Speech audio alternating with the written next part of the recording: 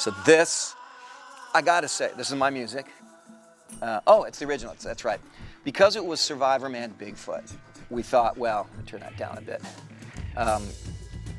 We actually decided to go a little retro with the music and go back to the original Survivorman theme because I had updated it with new stuff and that harmonica blasting and things. So is that right?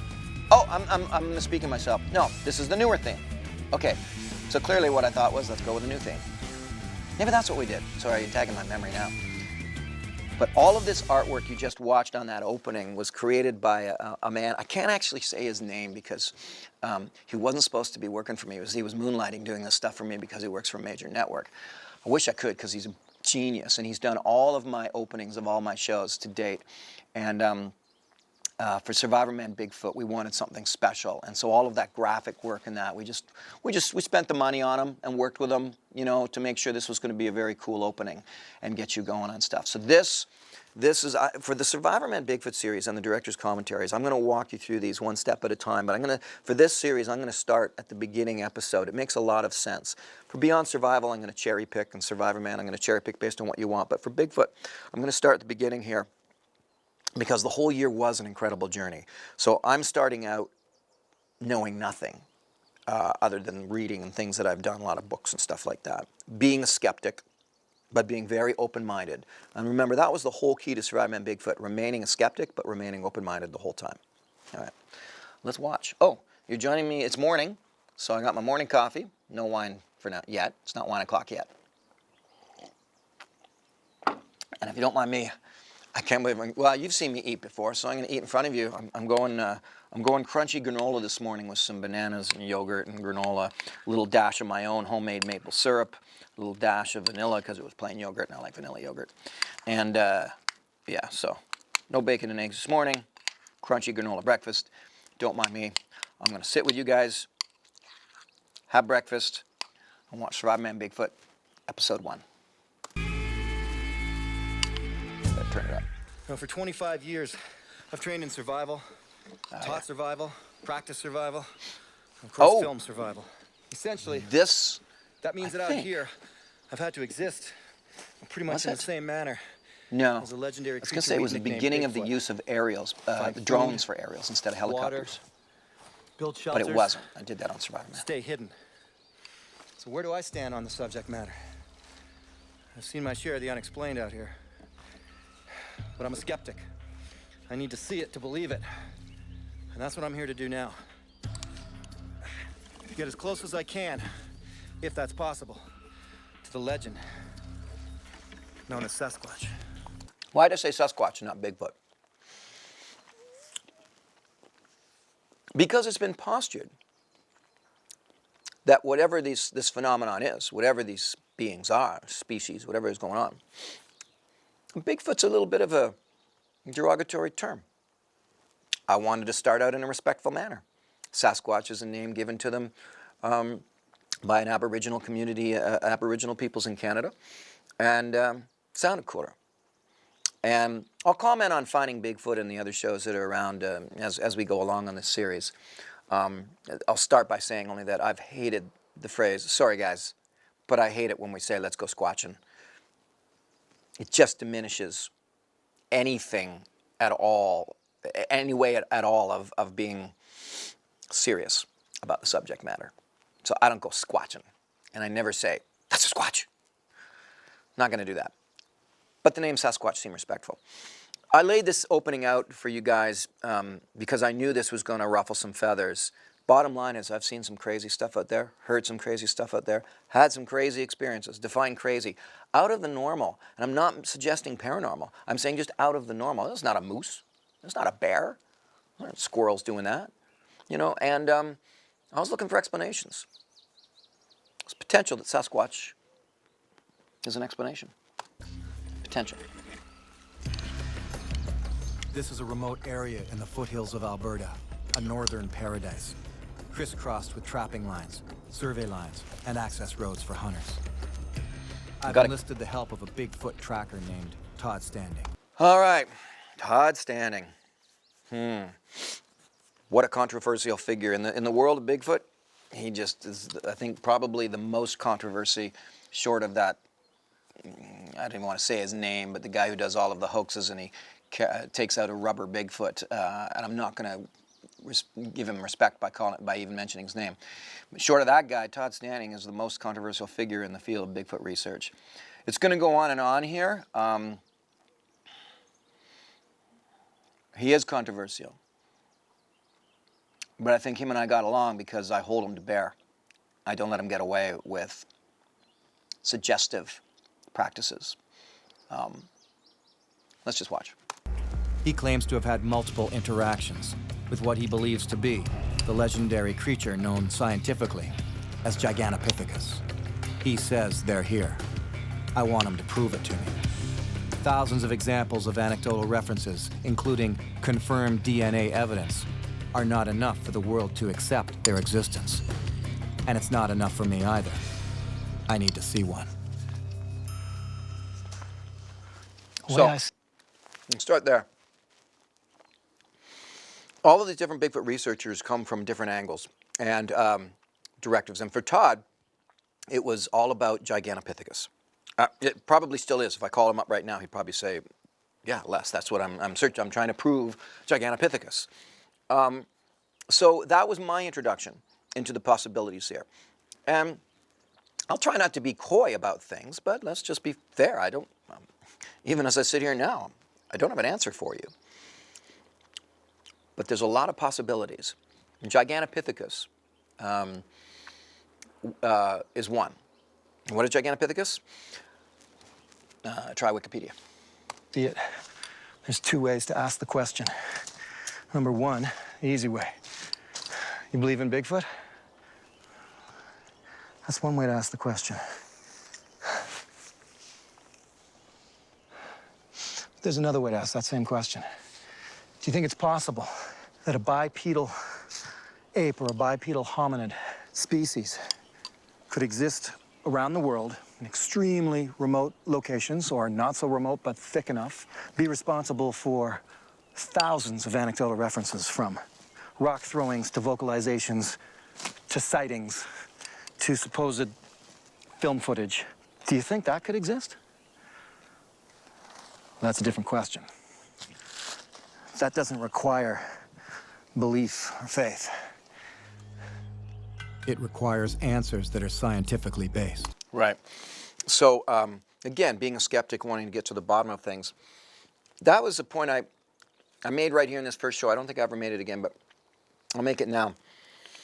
If I'm at a party with you, and some guy comes up and goes, dude, you believe in Bigfoot? Conversation's over. If you want to take it serious and say, listen, man, like, what about this whole Bigfoot thing? Like, what's, you know, I don't get it. But it's clear, you know, that in saying that to me that you've got, you know, an open mind. Then the conversation's on. And I meet both kinds all the time. The whole thing is that it's how we approach a subject matter. And what I like to say in that situation is, look, when you do that, if you say, okay, is it possible, based on thousands of anecdotal references, and all kinds of people you might respect saying, hey man, I don't care what you think, I know what I saw, that these creatures are out there, this species, this phenomenon, whatever it is. That's a different question to ask. And what I say now is, you got to decide, you want to take the red pill or you want to take the blue pill? Because if you take the red pill, beware, it's a slippery slope, and you got to have a real open mind to see where it goes. It requires analysis of thousands of examples of evidence based on years of research. It requires an open mind with a skeptic's eye. It requires throwing away preconceived notions and starting at ground zero. Well, for me, this is ground zero of proving or debunking the reality, the myth of the wild man of the forest. Something I want to point out here, this is totally off Bigfoot, in filming technique and so on, I think this was the first time I used a good friend of mine named Ian Auger to do my my aerial drones. If you're into drones and you're into drone footage, or let's say you're into film producing and that, I actually came up with a philosophy on this because, man, these guys are expensive. In the beginning, they were $3,500 a day, and you had it was a maximum 3 days, and that was very awkward for Survivorman to use these outside drone operators. And I started putting the math together. It's like, wait a minute. So the unit costs me at that time $5,000. Now they're like, you can get killer stuff for $600. Then why don't I just buy one of the units, hire a young filmmaker, say, here, take the drone, become great at it, come out with me to Peru, and we're going to shoot a show. And that's what I did. And this was to the point, and I started with one fella, and didn't work out so well. So this is a good buddy of mine, Ian, and the beauty of it is the price of drones keeps getting so cheap that with a television show budget that I would have had for Survivorman Bigfoot, I mean, some of the little phantoms in that, they were almost disposable, which meant I could ask him to get amazing. I'd be like, go close to the tree, go close to the waterfall. I don't care if you crash it. We'll buy another one. It's $800. Things like that were part of my filmmaking. That's the comment number one. Comment number two I want to say is, if you notice in the opening scenes there, I do a good job of kind of talking to you like this. Now, when you're filming yourself, here's a little camera trick. When you're filming yourself, this is how you want to look when you're talking to the audience. But you know what most people do? This is how they talk to the audience. Yeah, so, I'm here and I'm doing this thing, and it doesn't look right, does it? It doesn't look right. This looks right. This doesn't look right. And I kind of mastered the ability within myself, even though I had to have the little lens thing flipped out so I could make sure I was in the frame, of really resisting doing this. Because this is distracting. You need to have people hear you talk to them and see you talk to them like this. Anyway, that's a little filmmaking tip that I wanted to share. Let's get back to Bigfoot. Yowie, Yeti, Sasquatch, Skugog, Kushtaka, Oma, Bigfoot. I can come out here full of skepticism, that's fine. But if I do believe that if you bring out here the intent that you're up against something, yeah, you're up against them, you're versus them, then it's the wrong way to approach it. That's actually a philosophy I keep for survivalists too. It's never been about me versus wild and survival. It's always been about working with the forest, going with the flow of nature to understand how to survive. And I thought it'd be the same situation with researching Sasquatch. Go with the flow. It requires respect, humility, and paying attention. And it's no different in the quest for Sasquatch and some sort of connection or experience. See, Todd was a bit of an enigma for me. It's going to require the same thing. He often had an open mind. Oh, I'll get back to Todd. Here's the thing that happened to me in Alaska. I was distracted by noises in the bush about 100 yards away. If you watch me in these scenes, you can see times when I momentarily look off into the bush. Right there. I'm going to freeze it right there. You see, that was really happening. I was hearing things in the bush, big things. But I'm thinking, oh, crap. It's a grizzly. That's what I'm thinking. But I kept hearing them. On a number. I just don't acknowledge it to camera because I was busy filming Survivorman. If something was going to happen, I'll get it when it happens. Of occasions. I was wondering what the sound was. I'm used to sounds in the bush, so I wrote it off as a moose or a bear. See, I keep stopping right there, looking off to my right. What's going on? And carried on shooting the scenes of making a grass. There again. Look off, same direction. Bed for my shelter. But eventually, I finished capturing the footage I needed. 4. See, again, looking. There's 4 times now. And shut off the cameras. As I walked towards my shelter, I heard a hair-raising, 5. extremely loud sound that could only be described as something like a great ape grunting at me. I've heard many bears grunt, and this was nothing like that. What's more, it repeated it 4 more times very loud while I stood frozen in my step. When I made my move to grab the camera, it took off through the bush and sounded like a freight train breaking trees as it covered many hundreds of yards in seconds. Those sounds have haunted me to this day. So, I've told that story before. I'll tell you how I got into doing the Survivorman Bigfoot. I was actually, when it happened on this shoot, I thought, I'm not telling anybody. Not saying anything. This is about Survivorman. I was still very big in filming that. There's a beautiful hawk flying above me right now. I got a pair of hawks that live in behind the house here. Anyway, I just thought, no, that'll distract everybody from Survivorman. And let's face it, I was all about Survivorman and teaching the skills and filming that show. And so I just kept it in. And then a couple of years later, I was doing an interview on Opie and Anthony in New York. And one of the dudes there goes, hey, man, you ever seen Bigfoot out there? And for whatever reason, maybe it's because I never bullshit when I'm on an interview. I always just say it like it is. You know what? I'm going to answer him. I say, well, I'll tell you what happened. And then I told him this story. Well, that kind of ignited a little mini firestorm of people going on about, man, Bigfoot, yeah. And then I thought, well, thinking like a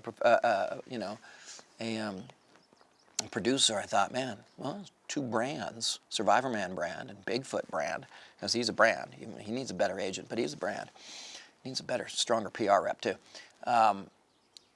Would be super cool. And I presented it to the networks, and they loved it, and this is the first episode.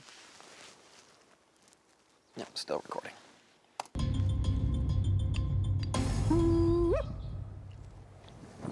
And then I'll do this opposite direction over here. So we've come to a bit of a high ground, and by virtue of your whoop, we've said, hey, just letting you know we're here, right? Yeah. That's basically it. That's it. Okay. Yeah. You know, this was the beginning, this is my introduction into all the different Sasquatch researchers, including Todd, who exist on a lot of conjecture. You know, for one thing, and we'll go with benefit of the doubt for now. If they are responsible for these whoops and it's not ravens and crows and birds and things, how do we even know what they're saying? Maybe when we're doing that, we're like doing something aggressive. I don't know that I want to be aggressive towards something that's 10 foot tall and weighs 1,500 pounds and can pop my head off with one hand. Whooping has been referenced hundreds of times throughout the world when it comes to Bigfoot stories. Todd has a theory about markings found throughout this area where two trapping brothers claim to have been scared out of the forest after visual contact with a Bigfoot. They refuse to return. They also refuse to be He interviewed feels by that the Todd. systematic and seemingly uniform breaks in trees are signs of communication from Gigantopithecus. Tree bakes. They were marking territory for the trappers, part acceptance, part warning. You know, I've broken a lot of branches in my lifetime just doing survival. Yes. I've had to bend over a lot of trees, break a lot of trees, cut a lot of trees. Yes. And I'm just thinking about this, and I'm just, you know, it would need to be a powerful hand, a grip that snaps and breaks like that. See, I keep trying to excuse this by snow, saying, well, if there was like 3 feet of snow crystallized on the top and the wind comes in and then snap, right? Yeah. But that's not usually how it works. No, it you know, the trees can bow over and they might just sort of stay like that. I've seen that over and over again. To be just out in the open like this, you know, and to be snapped like that, yeah, it's like it takes hands. I'm just actually starting to really feel that now, thinking of the different trees I've seen and being able to, all of a sudden, I feel like I can recognize the difference between a tree that is purposely broken off and put over versus there was lots of snow on the top and it bent over in the wintertime. You know, something I did leave out here, though, I just sort of didn't think about it till later, was it's also the potential that sometimes in these situations, when there is 3-4 feet of snow, and it's actually a trapper who comes along and breaks a tree off, marking his own trail sort of thing in case his tracks get snowed in later sort of thing. That's also potential for this. Like a natural occurrence at all. They're too systematic. Yet I have to be careful not to fall prey to the power of suggestion. Yeah, that's a big I'm one. not interested in flirting with conspiracy theories. Not at all. A strong man And there's a is lot not going to do that. power of suggestion I've worked amongst with enough Bigfoot branches and researchers. trees to know that ain't going to happen. Especially, and we'll get into this on another show, especially something called pareidoia, which is seeing faces in things. So you're seeing Bigfoot in the trees. And oh, that's another story. You guys have sent in a lot of clips about, you know, can you see there's Bigfoot in behind you?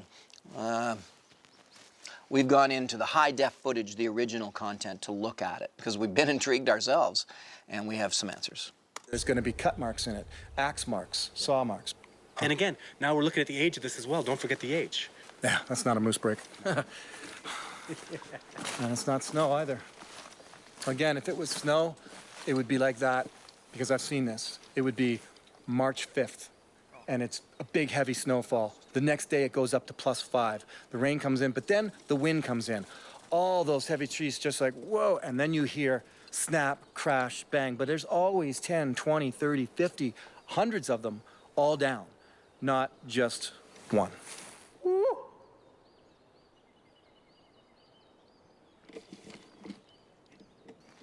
One thing I did do with Todd, If the thought is, as well as, what is out there for a great ape to survive on? So, well, grizzlies are massive.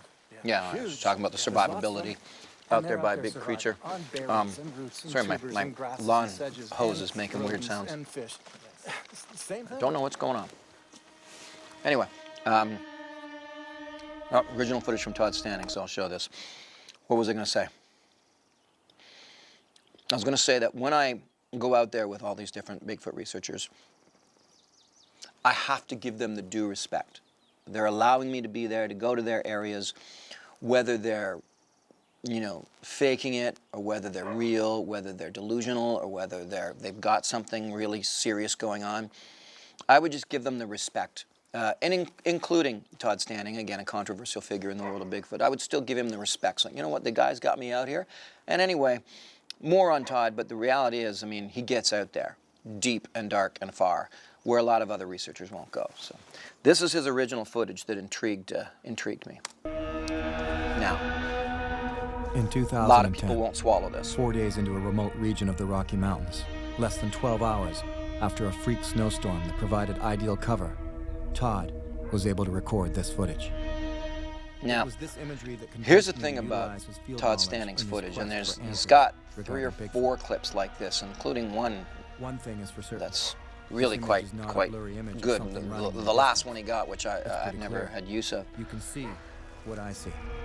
So we're left with only one of 2 possible answers. Right. Either Todd has set this all up, and it's some kind of elaborate hoax, and he's a fraud, and this is a fake, and he's dedicated his whole life to perpetrating this hoax. Or it's not a fake. It's real. So what if this is real? There's no other way to say that. Everybody watching, all of you watching this right now want to say, it's fake. Clearly it's fake. And then someone did this whole thing online where they took his face and that face and they did a dissolve and it's like, oh, it's the same. Nah, you can do that with anybody's face. Well, it's hard to say. We've extracted his footage, torn it apart. I've sat with him on many occasions to talk about it. And it's hard to say. What I can tell you is there is no proof that it's not real at this point, and there is no proof that it's real at this point. It's on the word of Todd Standing. So we get into another realm there. But with this clip, and there'll be more to say about this as we get into these shows, but with this clip, it's pretty clear. If that's real, well then.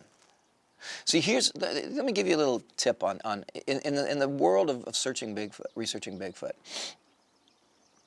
The Holy Grail, or at least I don't know what we call it. I guess the Holy Grail would be in finding Bigfoot or something like that. But the big thing is the Patterson-Gimlin footage, and pretty incredible footage. Many researchers will say it is faked, and many researchers will say it is real, and on goes the battle. I know that Roger Patterson died, never admitting that it was anything other than real, and Bob Gimlin, who's still alive, still holds true that this is what happened, this is what they saw. So either their resolve is really strong and they're lying, or they're telling the truth. And so the thing is that if Todd's footage, and he has more better than this too. If it's fake, well, it's just fake. It's just another hoax. But here's the hard one for all researchers to swallow. If that footage is real, it's better than the Patterson-Gimlin footage. Everybody's got an allegiance to that footage. It's pretty fantastic. Everybody wants it. That's the best. But a close-up of a face like that, holding still, if it's real, it's better. And yes, I've heard the guys, was it Thinker Thunker and all the different people go on and slam all of Stanning's footage. You know why? Because they don't like him. They struggle with him because he's so intense. Todd was going to see this, and he knows what I'm talking about. And this is why he and I can work together, because I get it. I see where he's coming from. But a lot of people don't like that. So they throw the baby out with the bathwater. And I've never thrown the baby out with the bathwater in any circumstance. I'm stuck being a Libra, I guess. I'm too much like inclusive, like, well, man, it could be, you never know. Always wanting to take people's word for things, trust karma, trust in trust. So there's the thing. If this footage is real, it's better than the original Patterson-Gimlin footage. And nobody in the research community wants to deal with that. They don't want to hear that, especially not from a guy they find is too intense and they don't like hearing from. Onwards. I gotta heat up my coffee. Damn, I'm cold. Here in a powerful. Oh, by the way, that little scene, I'm going to stop it there. My editors are going to rewind it for me. And they're going to go back to that little thing we call the bumper. It's called a bumper in and out of commercial. The Survivorman Bigfoot comes up and out of the water. That was one of those drone situations I talked about earlier. Well, the drone went in the drink. And Ian put the drone right down into the lake, down to the bottom of the lake, about 4 or 5 feet down. And they got over there in the boat. The thing was underwater, still running. So in any event, pulled it out, but it definitely fried. However, the shot of coming up out of the water is actually the reverse of what happened, which was it crashed into the water. That's how we got that shot. Stretch of the foothills of Alberta. I'm looking for some answers. If you look at and listen to the overwhelming amount of evidence pointing so to this is just a little recap. I don't like a lot of recaps coming out of commercials. A lot of shows will do pre-commercial, coming up next, and post-commercial, what you saw before the break. To believe it. Todd and I have really only been out here for a few hours. What that means is they don't have a lot of great content, and they're trying to fill time. And I would rather challenge us and have great content and not just fill time. You've got 43 minutes with me. I want every one of those minutes to count. I don't want to fill them up with recaps and before the breaks and bumpers and stingers and all the other stuff, the devices that producers use.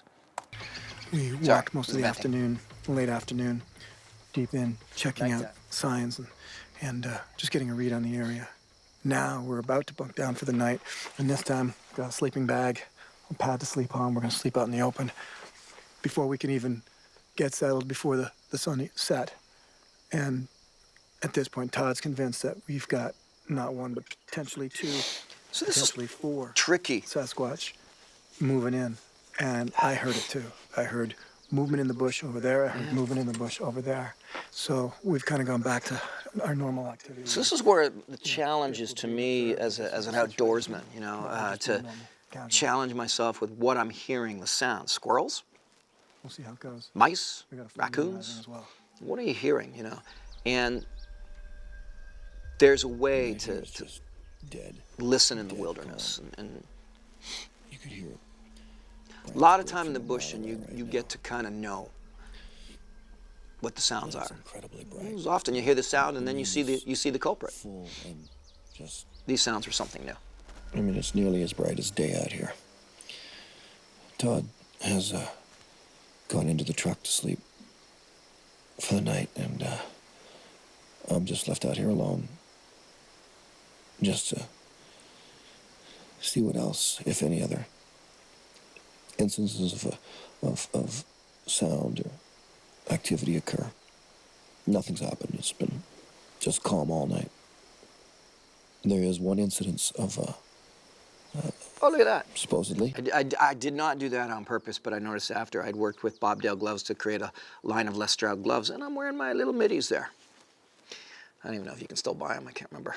But they're pretty good gloves. Of a man who was actually picked up by Bigfoot in his sleeping bag, carried off.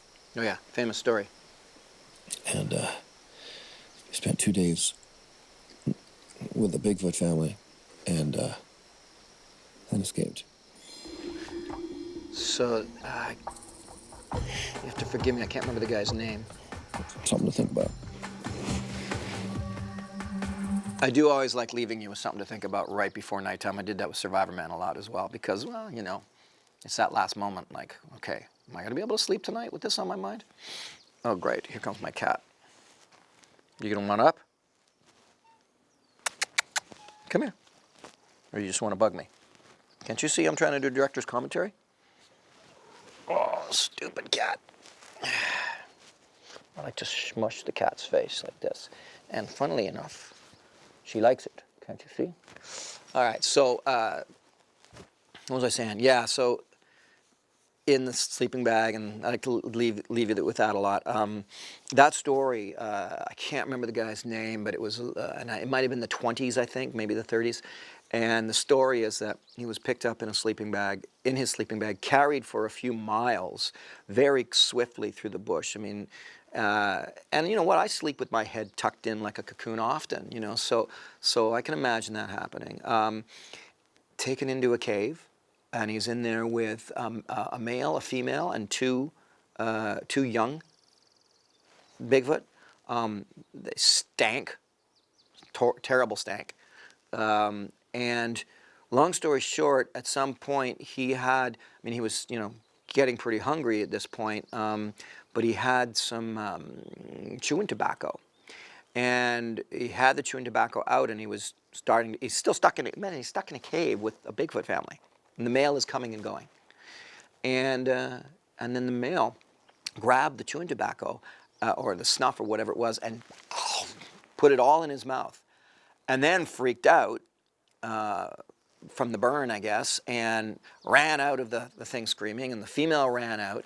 And he took it upon himself at that point to leave. And another part of the story is the female ran after him. And all this time, he still had his rifle with him because his rifle was in his sleeping bag with him. He slept, I mean, he was a trapper. He slept with a rifle in his bag. I've done that before. And he turned it on the female, and she screamed and basically let him go. And then he just ran for all his worth and ran out of there. That's the story as it goes. Plus, there's all these details that he wrote about, because he wrote about it many years later when there was interest in it. He wrote a lot of the details of what went on while he was in the cave, noticing the interaction between these beings. So, fantastical story, rooted in nonsense and a complete lie. Who knows? If it's real, well, there's lots of other stories like that throughout the years, and to do with Aboriginal communities and different people in the bush. So, he's not alone in telling that story. That's all I can say. Could be nonsense, though. Maybe if you guys are posting a comment, you can post the guy's name if you know who I'm talking about. And the like claim to have seen a Bigfoot. Are they all hoaxers? Are they all delusional? The answer, no matter what it is out here. It's out here. Should have said out there. Essentially today, what's going to happen? But I was there. Todd and I are going to head off in another direction. Hey. Do some basic tracking. I think I'm wearing that hat. Any kinds of markings, signs, tracks that are different. Nope. From different. What you'd expect. There really is only one way to truly get in and track wilderness creatures of any kind, and that's to get in there. I think the key here is, in my situation, if I'm looking to survive, I look for the same thing. Okay, so at this point, I'm still thinking very physical. What does a big creature need to survive physically? Shelter, food, water, stuff like that. And that is my train of thought on this. The other thing that I started all along with this is I need to be out there alone. Now, I've changed my mind on that over the years. For researching Bigfoot, it doesn't need to be something you need to be alone to do. In fact, if anything, it's pretty good to have someone else there to corroborate your experience with. But in this case, you know, in this series, I was definitely approaching it this way. And so this is all great hanging out with Todd, but I wanted him to put me somewhere where I could just see what happens. It's so significant. As we approach the structure, tree structures, it here really we go. isn't something you'd notice if you were walking by. There doesn't seem to be anything exceptional about the area. It's not high ground or low ground. There's no nearby creek or specialty food sources. Of all the places, why build a structure here? I need to see if Todd is onto something that few, if any, before him have discovered. And that's the thing, you know, Todd, there's that shot. Todd did come up with a lot of stuff with this intensive research that people don't want to give him credit for it. But he was of his own mind, and I guess that was the thing that attracted me, was he was of, to working with him. He was of his own mind of this whole thing. He wasn't prone to other formats for researching. But yeah, see, you look at this, right? But doesn't that look odd? But some of them, like this one right here, that's thrown upside down. Ever seen a butt of a tree 15, 20 feet in the air like that? Actually, yes, I have. And even better than that, if you look at this one over here on the left. But nonetheless, everything's straight. Everything's standing. If it was a storm situation, 2 feet off the ground. If this was a one-off, it's a one-off. This structure is over 30 years old, but there's more like 50. Now that's a That road guess that we on his walked in part, is I think. 10 years old. You know how far it was to get in? Can you imagine this being here 30 years ago when there was no road? This tree is bent in. It's actually physically been bent and twisted into this Again, that can happen over time. But in seeing this, what I wanted to do, I really wanted to get Throw the Bigfoot notion out the window. Todd away from me and say, like, that's what I'm talking about right now. And Talk about it. I can't think of a natural occurrence to pull this in. But I wanted to All we really CSI have this work whole with out thing. here Go top to is bottom. the weight of the snow and windstorms and rot. The snow couldn't have done this. I know that. Wind wouldn't have done this. I know that. Rot wouldn't have done this. I know that. There is one missing link. There is one last thing that could be left here, and that is, what about a human or humans? Well, I work with trees all the time.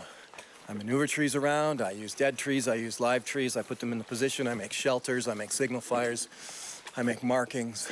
As a man, I could build this. The issue is the level of difficulty is extreme. There's age to the trees, and that's very, very difficult to fake, and it's aged in position. Plus, those trees look small on a TV screen. They're quite big and heavy. Where they stood, and the ones that are pushed where they stood, I take a look at them, and the bottom is old. If this was done even within the last 2 years, it wouldn't look like this. Which tells me that this thing has been here for quite some time, and which tells me that the potential for this to have been faked is small. I can get close to the feeling of survival. And that's one of the things about hoaxes. A lot of times, The reality, or the things that are found, say footprints on a beach, in mud, tree structures that look like, wow, that's too intricate. They're found in places where if somebody was hoaxing, they'd be kind of psychotic because it's in the middle of nowhere where you never know if anybody's ever going to go. Nowadays, with the advent of Bigfoot on television and all the different stuff, it'd be harder to look at things around national parks and places like that and not go, oh, come on, Teenagers were here on the weekend and they've been watching Finding Bigfoot or something, and they want to, do a bit of a hoax and freak out the campers kind of thing. Hey, how's it going? And perhaps even getting them excited about our being here. I'm just Todd out on uses the deck apples doing as the some filming, gift, so, and we place them high enough that deer just or carry elk on and I'll can't be touch out here them, doing my thing. and anything else Okay? should leave Don't obvious worry, tracks. I'm talking to the camera. Okay. That's where we're headed. For me? And just keep Thank you, seeking dear. out signs. Walk through the area. Be calm and casual in the area. my And cleaner. whatever is here, be it grizzly, You don't think I clean, be do it you? squirrel, be Too it busy out Bigfoot, there surviving. Well, it'll damn know it. we're here. And it'll make its own assumptions on how to deal with us or not. What's Like happening? different examples of the same species of wildlife, Sasquatch too have reputations that run the gamut from friendly and even helpful encounters to aggressive behavior that includes grunting, screaming, rock throwing, leg pulls, and even abduction. So that's a point. And maybe I'll repeat some of these points in future episodes, but I don't want to get too ahead of my research, though, where I was at on this stage. I want to bring that in. Maybe I'll bring it in later, but it's the whole sort of point about, are they benign or are they dangerous? Are they friendly? Are they communicative? And that, it's an interesting thing because what I've found over the years is that those who want them to be dangerous will say they're dangerous, and those who want them to be keepers of the forest and the ancient ones will say, no, they're just beautiful spiritual entities, and they mean us no harm. Meanwhile, people have been killed, so they're not correct. And the ones who think they're just dangerous, well, people have been helped by them, apparently, so they're not correct. So, yeah, I'll get into that later. But what are the possibilities? Many. Todd feels that the Sasquatch in this particular area must have some affinity to humans, since in fact, they seem to have accepted the trappers that were here before, even if their very appearance alone was enough to scare the men away. For me, it always comes down to getting right out there, deep in the danger zone, a place where I'm vulnerable enough for a creature such as this to want to attempt contact. Oh, we're very clearly following a well-worn trail. It's not human trail by any respects. It's going to be entirely wildlife. These are the things to follow. We just got this perfect indentation. That's one of the benefits of tracking in moss. Marks that get made repeatedly stay for a while and give us something to follow here. First time I've been doing whoops. I used to do wolf howls all the time. It works really well. So, I'm doing this because one researcher, Todd Standing, has suggested that it's a way to communicate with them. And we continue to explore the trails so why not? as well as the unbroken areas of the forest. Signs of such a controversial subject are going to take a concerted effort to find, and I have to be careful. I don't want to fall prey to the power of suggestion. Especially Todd is one of the best in the field. But what does that even mean? Yet he, like thousands of people before him, swears to have seen the creature clear enough to have no doubt. And I just want to erase my own doubts. Scripting's always been important to me. Tell you a little story on years later, I was asked to do potentially a new Bigfoot series with another network, and I got on the phone with you guys maybe have heard me tell this story before, as far as, or reference before, gatekeepers, network gatekeepers. And as a general rule, the networks are fine. You know, I love a lot of the networks I've worked with, Science Channel, Discovery Channel, OLN. You know, they've been really great networks to work with. The problem is the individuals that you might come up against. I call them the gatekeepers. In this particular case, we were looking at doing the series for another network, and this gatekeeper, who I didn't get along with anyway, so I guess it's all things in their time and place, but got on the phone with me and argued with me for about 20 minutes that Todd was considered a fake and that they had a Bigfoot researcher that was much more credible that they wanted me to use. And of course, the one they wanted me to use didn't even go out in the bush. Todd's climbing mountains. But anyway, we're talking Bigfoot researchers here. I was on the phone and I'm like, oh, you think my guy's a fraud and your guy's okay? They're Bigfoot researchers. It's like I'm on the phone with this guy arguing over the validity of which Bigfoot researcher is to be trusted and taken for real and which one isn't. Yeah, just think about that for a while. That was the end of me doing any work for that network, believe me. The tree breaks are still just a theory. But like it is when I'm out surviving, you have to be out here to get it. Theory though it may be, things do seem to be lining up. And I'll reference this later as we get into some of the future shows. It's about paying attention to the subtle. It's a tough thing to do. You feel that they point in the direction that is they're okay with you being, Yes, but not behind. that's right. That's Where I'm standing. Todd's That's right. conjecture. So- Nothing more, really. You go where the point is.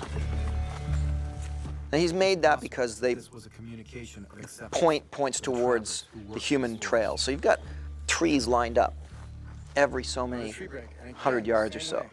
And the tree breaks are all like this, and they all point to the trail. And they're not always able to be done by humans. And the potential for it to be snow We have a load. uniformity here that's actually starting to freak me out a little. See, there we go. And get unbelievable because this is clearly a trap line. Yeah, see, it's the uniformity of it. You know, snow load doesn't come in uniform fashion, and if it does, it's like everything. Point in the same So- direction It's saying essentially The tree break situation is a really interesting phenomenon. I wouldn't trust them around parks these days because I think kids are doing them now. But when you're in a deep, dark area and you start to see a uniformity or a pattern to things like structures and tree breaks, that's when you're starting to pay attention to the subtles. And we stop and hoop at specific calculated points. And the subtleties are a big part of this. A few minutes after doing our communication hoops, we're stopped in our tracks by an answer.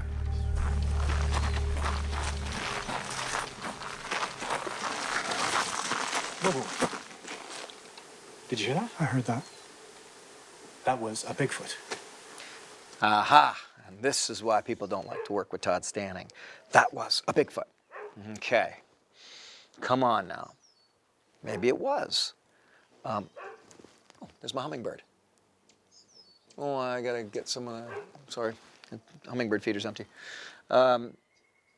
You can't do that. That's the stuff that I started to say to Todd. It was like, you can't do that. You can't just hear a crack and go, that was a Bigfoot. That's the same danger as the other shows going, squatch, it's a squatch. Can't do that.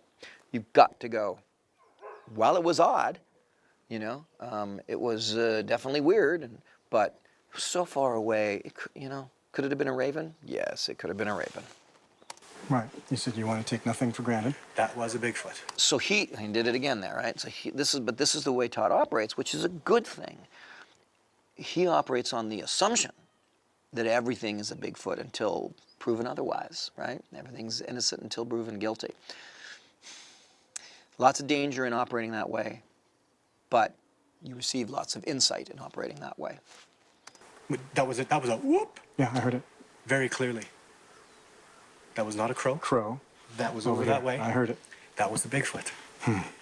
That's the first time they've ever whooped back to me, ever here. And that's what I was talking about earlier. Nothing is... Because we'll always be walking, there'll always be something going on, we'll be talking, but you just heard that, didn't you? No, I heard it clear, very clear. And we both went at the very same time. Yeah. Let's just take a look at this from my perspective right now. I've come out here with the purpose of skeptically getting closer to a Sasquatch. Sorry about the dog barking. And discovering what that means and what's possible. And I've done Nice that border with collie, but it barks all the time. Bigfoot expert Todd Standing. So we come out here, we hike for hours, areas, we look at tree breaks, we do our whoops. These are characteristics and ways of being that Todd has discovered over years and years of study will be effective for connecting or contacting or having an experience that involves a Sasquatch. Okay, so I'm down with that, and we do it. We get out to the end, we're way up high. I mean, it's high. And we do our whoops, 3.5 minutes, 4 minutes goes by, and we both are stopped suddenly by what can only be described as a return whoop. Now the reality is, hoax, okay, how in the hell did Todd ever get somebody all the way out there and time it for me to land here and then have them whoop back the way I whoop? Obviously just impossible. Was it a bird? Well, potential is always there, but we know our bird calls pretty well. And just one little whoop like that, just like mine, off in the distance and nothing else, that starts to take away the probability that it's a bird. So let's just see what happens. This time, let's just do our whoops and sit quietly for 3 or 4 minutes, just to see. And if not, we carry on. Okay, what'd I miss? Am I still whooping? I'm just gonna wait quietly here for a couple minutes and see if we get the same reaction we did last time.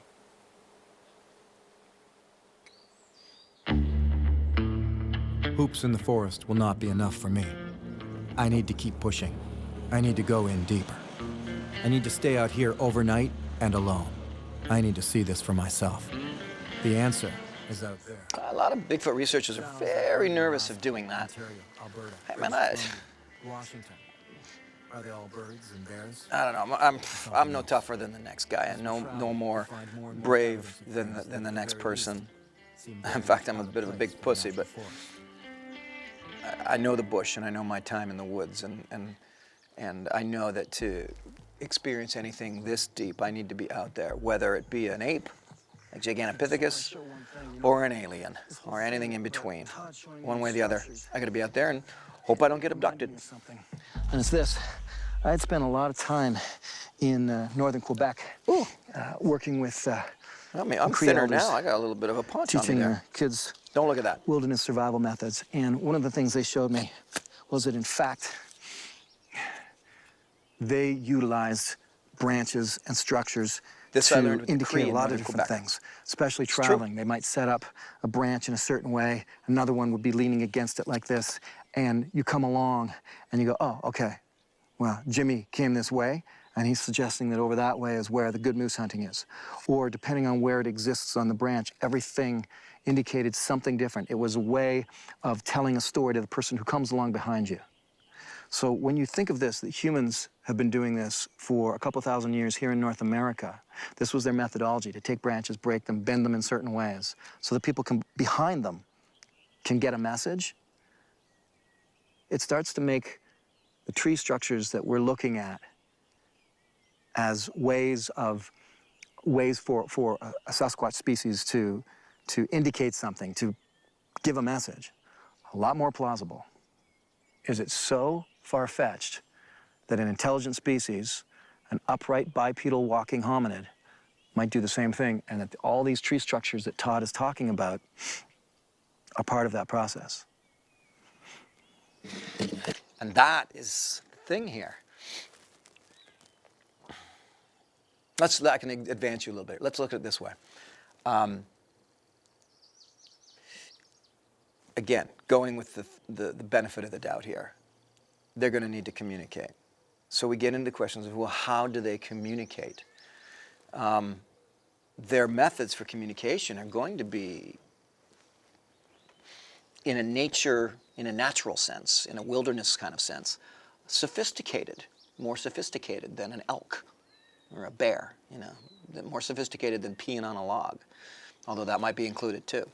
And so working with stick structures, well, humans have been doing that for a long, long time. Where'd we get that idea from? Well, from our brains, okay, but again, if there's sophistication to the way a Sasquatch communicates, who's to say that the bending and breaking of branches is, and building of structures and so on is not to communicate, A, to each other, B, to other Sasquatch, C, to humans? Chew on that for a while. Everything is normal, looks as it should look in a forest. And then you come upon something that just seems abnormal. That's the subtlety you look Like for. snow load. You know the Rock song. didn't do this. One So of what these did? things is not like the other. That's what you're looking for No. when you're searching for Bigfoot. I know Todd's gonna tell me, absolutely, this is a tree structure. Oh, I'm wearing a GoPro. Base is It hadn't been around that long. That Clearly might be like the old. GoPro 1 or something. nothing fresh.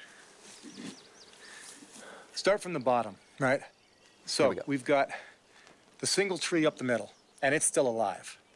Okay? It has a whole bunch of trees tangled around it, twisted around it. And yet it's younger than the trees that are around it. Tree number 2 gets a snow load and falls like that. Okay, acceptable. All right. Tree number 3 is got to be the suspended one. Okay, if it was snow load, then tree number 3 fell. Still makes sense. Before anything else was there, right? It fell. I don't know how it could have fallen. I mean, it'd have to fall in between the fork branches, and then it would have to be here long enough to rot off the pieces on either side and remain there suspended. And tree number 4 is likely to be the big burnt one that goes across. But it's more like it's shoved up through, right? If that's the case, then why not these other trees? They're just the same size. Why aren't they snapped over? So taking into account the fact that the tree up the center is It was hard or like, yeah, it's still alive. to show this by camera. And then you place all these other branches. I'm just trying to, I can't imagine. In the future, I'll film complexity it would something take like this for with 360 a winter VR, storm. because then you can actually it's sort of March, get that heavy, feel, that the wind's 3D blowing. feel, which you're not To make getting all with the this happen, camera it's like like this. It sort of looks like, well, they just look it'd be like the like branches that fell from the throwing snow. puzzle It's pieces true, in but the not when air you're standing there. and they Not land that they don't look like that. in When the you're form of standing the there, picture there's they're supposed to make. there's other possibilities, and there's also possibilities you can rule out. Like, that couldn't have fallen like that, you know? It had to be, so then what could it have been? Well, it had to be placed there. Okay, who put it there? That's the question. Weren't no bear. Let's call this Weren't no bar. CSI. Well, so far, the evidence suggests that something, not humans, not weather, Little not dash of rock, Bailey's in my coffee not this time. animal, made Nice the way to start. structures. But what?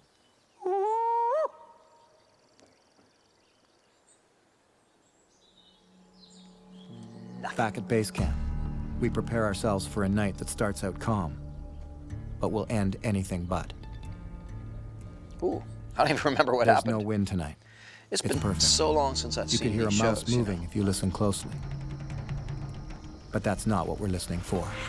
And at the moment, Todd and I are just sitting here by the campfire, kind of telling campfire stories, and sure enough, just heard a good, solid sound. You can tell it's wood sound. Not far, just a Getting few hundred yards from us, wood likely. knocking. I film myself a lot. It's double tricky to try and film yourself and somebody else. I heard that. Yeah.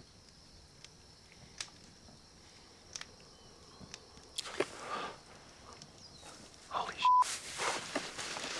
So we're starting to hear some real things here. I mean, serious things. And this is one of my pet peeves against the other shows, and that is So that microphone's three. There's three. they had to fake it. Again, this is where Todd goes too far. There's three. How do you, come on, ease off a bit, big guy. We got to figure this out.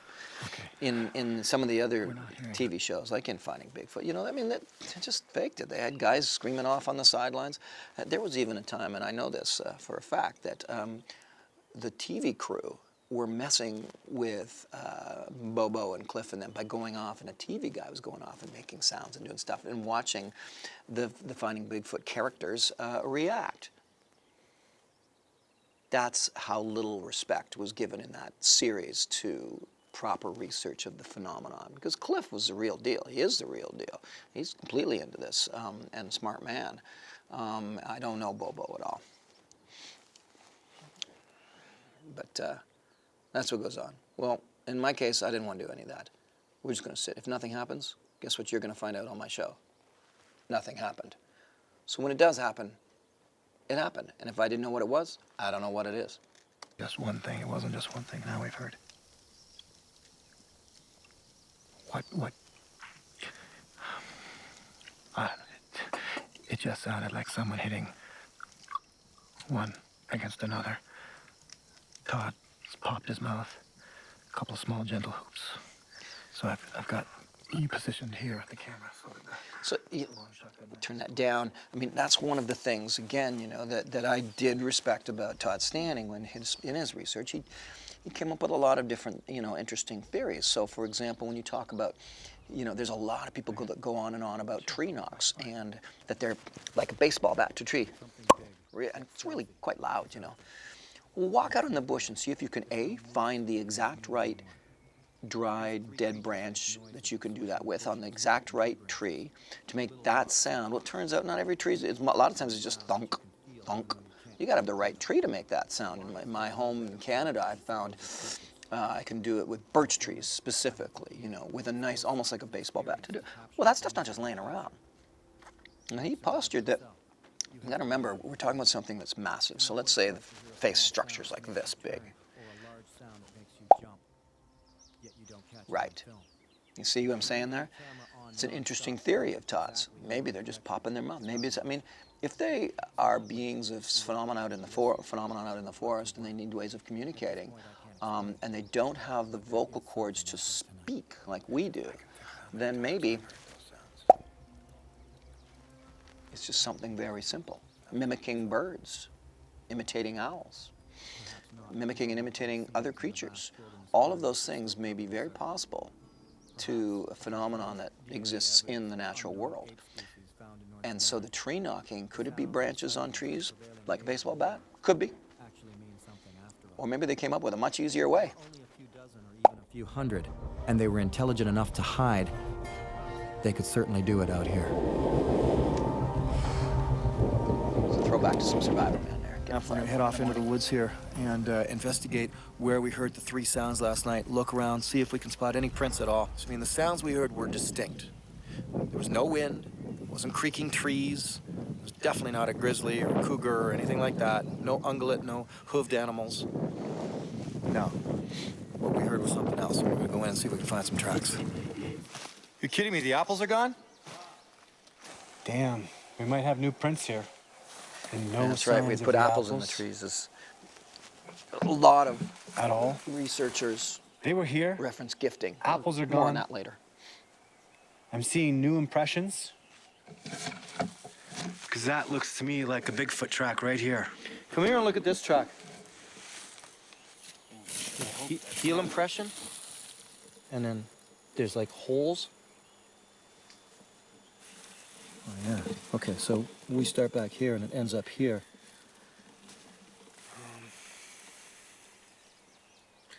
Gosh, it sure does look like an impression, It does, doesn't it? My foot wouldn't have made that and your foot wouldn't have made it. And if we do the pressure test, That little pressure test is a great, again, another, I'm not trying to turn this into a show defending Todd Standing, because believe me, he's a difficult man to work with, but the idea of going beside a Bigfoot track and jumping down hard, I mean, I've not really actually heard other people say that. I mean, I know other people know that, and they might know to do it, but you'll see this big track somewhere, and you think, oh, somebody made that. Try and make it. Try and make one just like it right beside it, and you find out, whoa. And you have to take into account moisture, and was it raining, and the ground texture, is it rock, is it sand, is it mud, is it grass. But often you can't make the impression, the depth of impression into the ground as deep as you see on the big track that you're looking at. So it's a good way to test it. Just go beside it and jump up and down really hard. See if you can make the same track. The sun is hitting the ground on such a sharp angle that any tracks, any impressions, they just pop out at you. Really easy to see the shadows. Okay, this is kind of freaking me out here. I recognize that the camera won't capture the look of this track the way my own eyes do, but no animal I'm aware of could have made it, and there's no reason for the moss to grow indented in this manner. What's freaking me out about this is the track, the way it goes. It's got a definite shape like a human foot, and then the toe end of it, there's literally holes. Hard stuff to show on a camera. That's the tricky part. So often, even when just showing the incline of a hill and doing Survivorman shows, it's like, that is a tough climb. But I can't show that on camera. The camera doesn't pick it up as much as I'd like it to. And same thing with the tracks. and look how close he was. This is close. He was looking right at us. Those tracks were not there the day before. Again, that's his, Todd does that thing, though, he was looking right at us. It creates a spook factor, and I'm not easily spooked. It's time to go in alone. That's how I do my best work anyway. Then there's no power suggestion. Defies all of my usual logic for a good place to survive and be stationed. It's a small, deep little pocket of a place, far from our base camp. That's the only The thing last is, place I'd want to be if I wanted the upper hand. in a real survival And that's the situation, point. To make myself as vulnerable as possible. I go places. Whatever is out there. It's different for Bigfoot research. Me feels safe enough to come in and check me out. Surprised we didn't talk more about the apples in the tree. Maybe we did while I was out getting my coffee heated up. But it's a technique called gifting. You put something out for this species, this phenomenon, and maybe more on that later. But it's a very big practice. Many people think it's nonsense. Many people think it's fantastic, and it works. And those who think it works have put gifts out and had them taken, and even to the point of having gifts returned. I myself have done it in a lot of situations after this period of time in my life, and so I'll get to that later on the other episodes. And I can tell you that I've had, even since shooting the series, I've had some crazy experiences that way. Yeah, more to say on that in a bit. Whatever's out there, I want contact. the way contact was a cool word for this. we're setting ourselves up, and I understand where Todd's coming from. It's the opposite of what I would normally do. I mean, purposely placing ourselves in the position of vulnerability. I mean, this is the kind of positioning I would not put myself in an area like this when I'm concerned with good, healthy population of grizzly bears, black bears, and of course, cougar. But every once in a while, I gotta just stop and think, man, what am I doing? What is this, anyway? But you know what? I know what I heard yesterday. And I can't explain it. Not within normal explanations. You know, I think it's, Showed up at this they can this shoot, make whooping sounds. That's very and true. I'd forgotten some of my outdoor clothing. Also, somewhat masters of Jacket I bought last minute at Mark's Workwear mimicry, House. but Gotta do what you gotta do. that's not what I heard yesterday. No, I heard my whoop giving back at me And that was freaky. 3 or 4 minutes after I made it. And last night by the fire? Nah, there's no explanation for what we heard last night by the fire. I don't have one. And I spent most of my life out here. I start to think back to all the different sounds and things that I've seen and heard when I'm out on survival missions, especially what happened to me in Alaska, and also what happened to me in Northern Ontario. I know the sounds of moose, wolves, bears, birds. And these other experiences, they aren't any of those. So what are they? We're following dozens of very strict rules set out by Todd. One mistake, and these elusive creatures could disappear into the vast forests without a trace. That's the tricky part, you know. Because a researcher will give you qualifying, protocol. And sometimes they speak against my common sense, but other times maybe they make sense. I mean, I think where I was getting at with Todd and those types of things is understanding that it's about the subtlety. And if you disregard what you're trying to create a communication here, contact. You're trying to. I mean, that's really what I'm trying to do there. And so, overstepping the boundaries or pushing the limit, pushing the envelope. A lot of researchers will talk about, like, I got antsy, I got anxious, and I pushed it a little too hard, and they were gone. So, more on that later, but it's about what are we dealing with that then, on one hand, is powerful, and on the other hand, is skittish. Tricky thing to research. In 1995, I spent a year living in the wilderness, and on one occasion, I listened on a calm, dark night to 2 heavy feet walking closer to my shelter. My wife at the time heard them too. We sat and listened until it came so close that we called out, just as we would to scare off a bear. It could only be described as sounding like a very heavy man walking. But we were in the middle of nowhere, with no one around for many miles. The walker stopped when we called out. It turned and just walked away. I didn't see it, but I know it wasn't a moose or a bear. So what was it? If it happens again tonight, I'll be ready. Yeah, even in that situation, at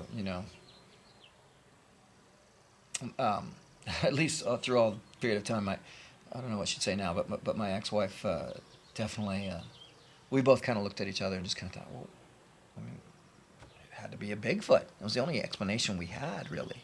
We knew what things sounded like in the forest, and that was in Wabakimi. That was during the year of filming Snowshoes in Solitude, my first documentary film. It happened then and there. To this day, I regret not popping my head out of the shelter and taking a look at whatever it was that was coming close, because it got within 25 feet, and I would have seen it. And I really regret, what I did? I chickened out. That's what I did. That's why I called out. I just chickened out. And, any bear, moose, cougar, wouldn't have stopped, turned, and walked back in the same direction it came. I mean, it just doesn't make sense. So what was it? This is the strangest version of being out here I've ever done, that's for sure. Surrounded by grizzlies, cougars, who knows what else. Yeah. I'm at the bottom of a bowl. The worst case to be, Here place I to am. be. You know, this is absolutely by far the last place that I would normally leave myself for the night. That's very true. The last place. Completely vulnerable. Right at the bottom of a bowl. Everything around me is Didn't high realize I ground. explained all that. Cougars love high ground. The whole point is that, according to Mr. Standing, so do Sasquatch. And we're giving them that. There's a little survival tip here. You see my belt there? It's actually a rope belt. I've always, in going out in the wilderness, made my belts be made out of rope. For the obviousness that then I can use it as a rope. Just a little survival trick. I'm giving them that. I'm giving... My editor loved doing stuff like that. I definitely heard something, but my editor knows where to cut. Create that suspense for you. You can put out trail cams, use infrared technology to spot one, even hunt them if you want. You might get lucky, but I doubt it. I'm looking for contact. Here's his other If there's footage. something out there, I'll find it. This was just the beginning. There's that other clip. I'll just stop on that. So we got so much content during the shooting of this that we needed to turn this into 2 episodes, which is why we thought, let's stop it right there on a cliffhanger. I mean, it's just a classic production technique is to have a cliffhanger. And anyway, it's fun. I'm going to shut up now and go and I'm actually going to go grab another episode and maybe sit through another Beyond Survival and a couple Survivorman and get these up on Director's Commentary for you. So, hope you enjoyed that. That's the beginning of the Survivorman Bigfoot series and Director's Commentary. I'll keep these coming. Thanks. We'll see you next time.